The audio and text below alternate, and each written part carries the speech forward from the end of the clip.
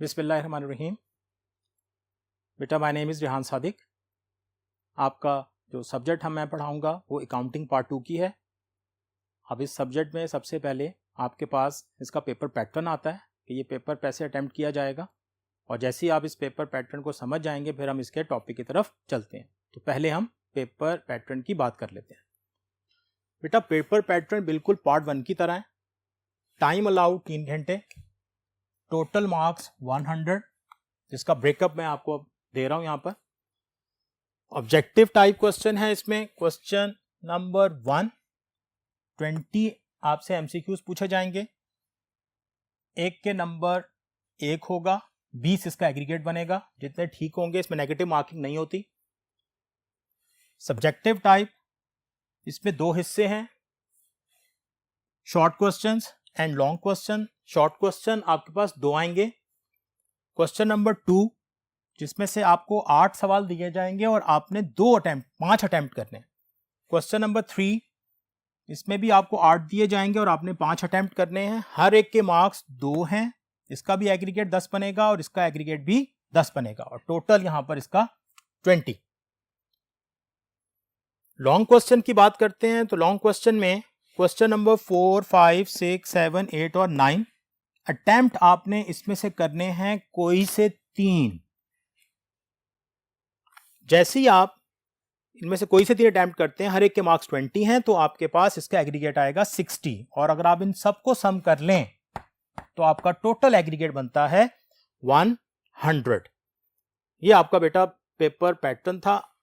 अब हम अपने आगे सब्जेक्ट, हमने जहां से चैप्टर को आगाज करना है या इसके टॉपिक्स का आगाज करना है, उस तरफ चलते हैं और इसको आगाज करते हैं।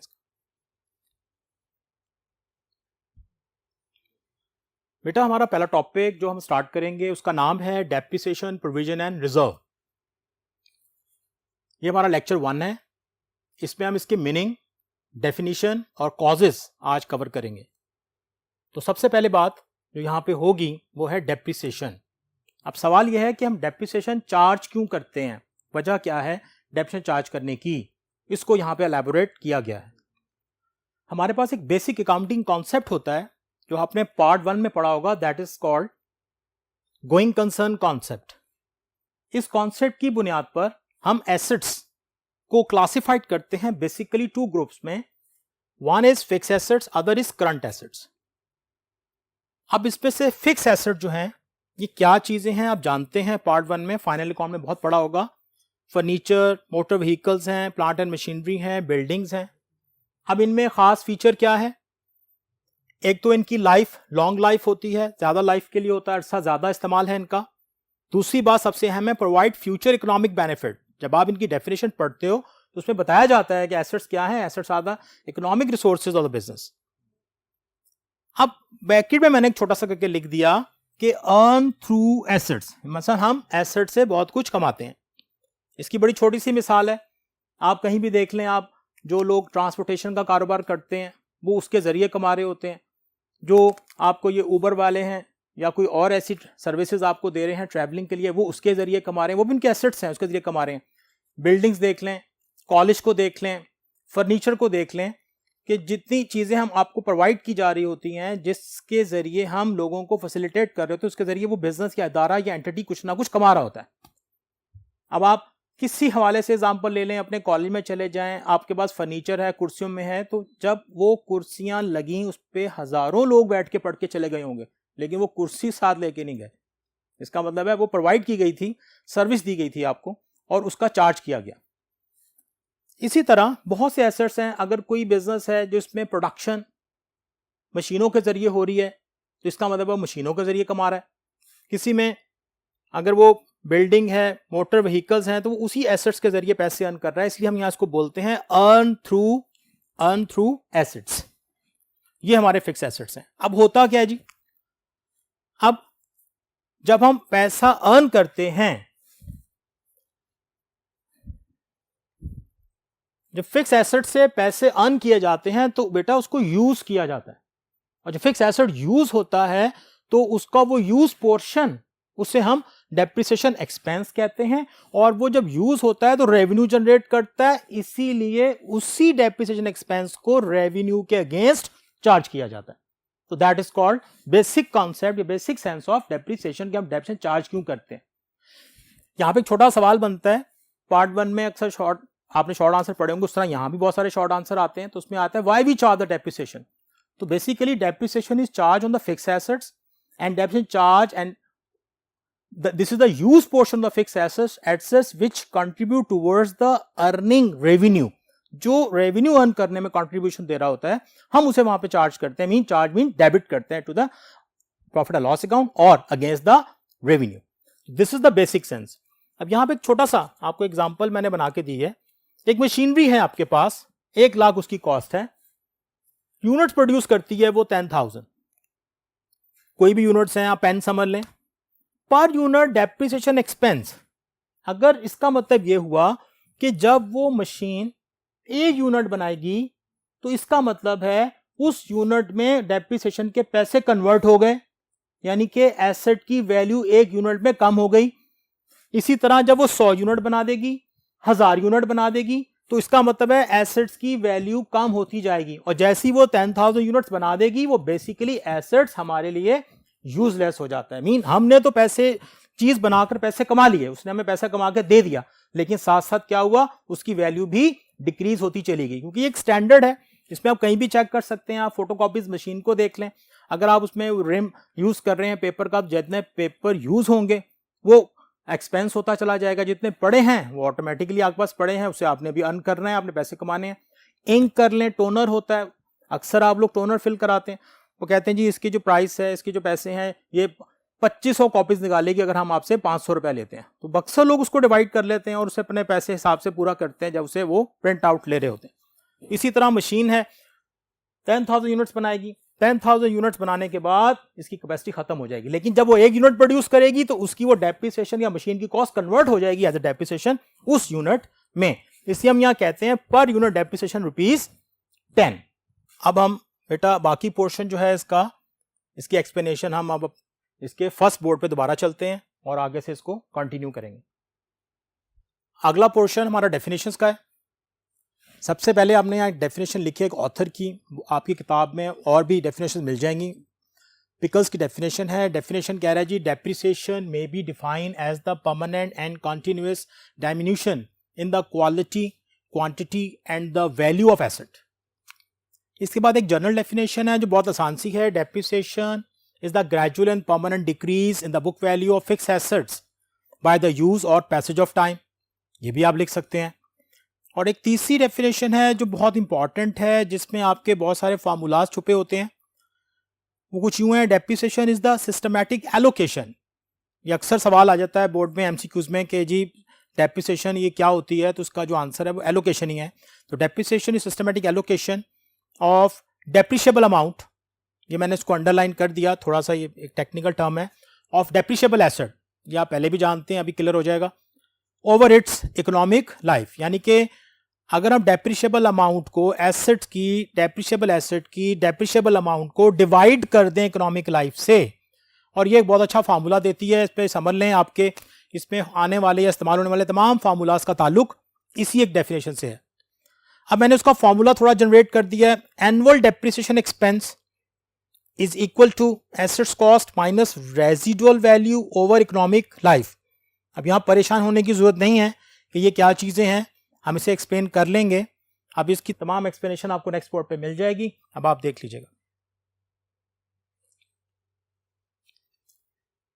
ले जी उन टर्म्स के बारे में बात करते हैं। पहली है डेप्रिशिएबल एसेट। बेटा डेप्रिशिएबल एसेट, यहां मैंने कुछ पॉइंट्स लिख दिए हैं, आपको एकदम क्लिक हो जाएगा कि ये क्या चीज है। कैसा एसेट जो लॉन्ग लाइफ हो, नॉट फॉर रीसेल पर्पस हो, प्रोवाइड इकोनॉमिक बेनिफिट्स हो, तो यकीनन आपका ध्यान जाएगा ये तो फिक्स एसेट की डेफिनेशन है, एंड डेफिनेटली ये फिक्स एसेट की डेफिनेशन को इंडिकेट कर रहा है। इसके बाद है रेजिडुअल वैल्यू। रेजिडुअल कहते हैं रिमेनिंग, बकाया, at the end of life, the value of which a business receives at the end of the economic life. अब आप चाहें इसको और भी नाम दे सकते हैं, इसको हम स्क्रैप वैल्यू भी बेटा बोलते हैं, और भी नाम मिल जाएंगे, सॉल्वेज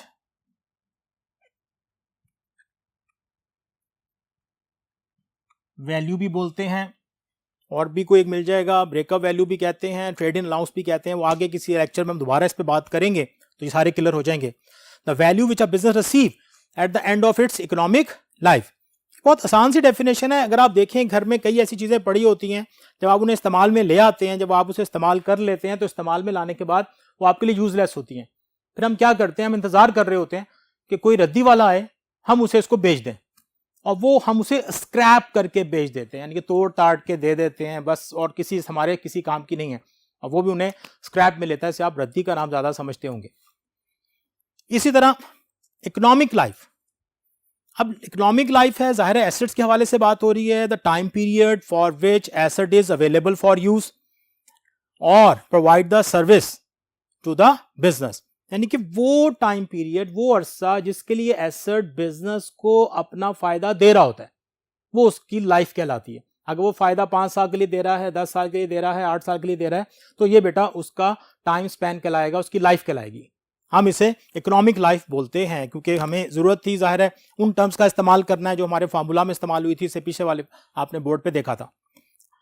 ये आपके पास उन टर्म्स की एक्सप्लेनेशन है। अब सवाल यह है जी, ये एक्सप्लेनेशन क्यों है?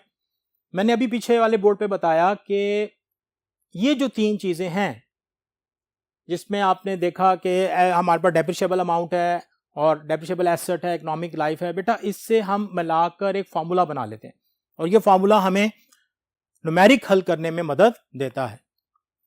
नहीं जी, अब मजीद हम इसका, हमारा ये पहला हिस्सा जो था डेफिनेशन का, ये कवर हो गया। अब हम जाएंगे इसके कॉजेस की तरफ, जो इसके नेक्स्ट बोर्ड पे अवेलेबल हैं। हम उसके नेक्स्ट बोर्ड पे जाएंगे और देखेंगे।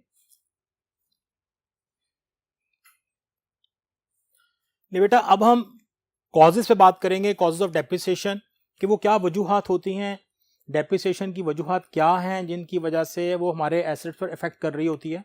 तो ये बेसिकली हमारे पास 2 मेन, हम इसे क्लासिफाई करते हैं, 2 मेन ब्रॉड क्लासिफिकेशन है हमारे पास। एक है इंटरनल कॉस्ट और एक है एक्सटर्नल कॉस्ट।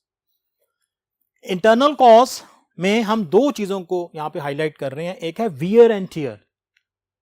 अब वियर एंड टियर तोड़ फोड़ को कहते हैं। The decrease in the value of fix assets due to quantum of use या यूज, यानी कि इसमें एसेट्स के यूज से ही, उसको इस्तेमाल करने से ही उसकी वैल्यू कम होगी। I repeat it, the decrease in the value of fix assets due to use, decrease in value of fix asset due to use, यानी कि इसमें एसेट्स की वैल्यू आपकी डिक्रीज होगी यूजेज की वजह से। आप यूज करोगे तो ये कम होगी। उसके बाद डेप्लीशन। डेप्लीशन का ताल्लुक जो है हमारे पास वो नेचुरल रिसोर्सेज से होता है। तो डेप्लीशन क्या करती है? It measures and record, it measures and records, it measures and records decrease in the value of natural resources. बहुत छोटी डेफिनेशन है, अक्सर बोर्ड में आई होती है कि जी डेप्लीशन क्या होती है, व्हाट इज डेप्लीशन। तो it measures and record decrease in the value of natural resources. अब नेचुरल रिसोर्सेज माइंस हैं, ऑयल वेल्स हैं, और भी जो आपके पास नेचुरल रिसोर्सेज होते हैं, टिम्बरलैंड्स हैं।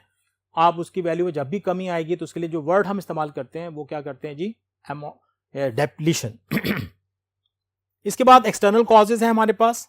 एक्सटर्नल कॉजेज में सबसे पहले है ऑब्सोलेसेंस। तो पहले मैं इसकी एक डेफिनेशन बता देता हूं। The decrease in the value of fixed assets due to change in technology. अब ये बहुत अजीब सी चीज है, हो सकता है आपने कुछ चीज लेके रखी हुई हो, उसकी वैल्यू कम हो गई, क्यों? Due to technology. मैं आज जाता हूं मार्केट में, मुझे एक लैपटॉप की जरूरत थी, मैं बहुत से पैसे इकट्ठे करके ले गया अपनी तरफ से, मैं लेटेस्ट लैपटॉप लेके आया। शाम में जब घर पहुंचा तो पता चला जी उससे अगला लैपटॉप मार्केट में आ गया, और बैठे बिठाए वो जो मैंने कोई लाख सवा लाख खर्च किया था उसकी वैल्यू एकदम नीचे होगी। This is called change in technology. वैसे भी क्या होता है, अगर आप बिजनेस में कंपटीशन करना चाहते हैं तो आपको अप टू डेट रहना पड़ेगा। एक छोटी सी एग्जांपल है, अगर आप फोटोकॉपियर्स के पास होते हैं या जो प्रिंटिंग कर रहे होते हैं उनके पास आपने देखा होगा कि उनके पास डॉट मैट्रिक्स प्रिंटर्स होते हैं, उनकी स्पीड बहुत स्लो होती है, और उसके मुकाबले में आपके पास लेजर जेट्स हैं। अगर वो 1 मिनट में मिसाल के तौर पर 1 पेज निकालता है डॉट मैट्रिक्स, तो हो सकता है जो लेजर जेट है, जो इस तरह के एडवांस आपको आए में, वो 1 मिनट में आधा रिम निकाल दे, मीन कोई 250 पेज आपको निकाल के प्रिंट करके दे दें। ये स्पीड अब आज का चल रही है। अब जिनके पास स्पीड अच्छी है उनका बिजनेस अच्छा है, जिनके पास अच्छी टेक्नोलॉजी है उनका बिजनेस अच्छा चल रहा है। तो दिस इज कॉल्ड ऑब्सोलेसेंस। तो decrease in the value of fix asset due to change in technology, यानी कि वो खराब नहीं हुआ, यूज नहीं हुआ, लेकिन उसकी वैल्यू कम होगी टेक्नोलॉजी बदलने के साथ साथ। Flux of time, passage of time या एक्सपायरेशन ऑफ टाइम। कुछ एसेट्स ऐसे होते हैं जिन पे वक्त गुजरने के साथ साथ उनकी वैल्यू कम होना शुरू हो जाती है। लाइक जिस तरह पेटेंट्स हैं,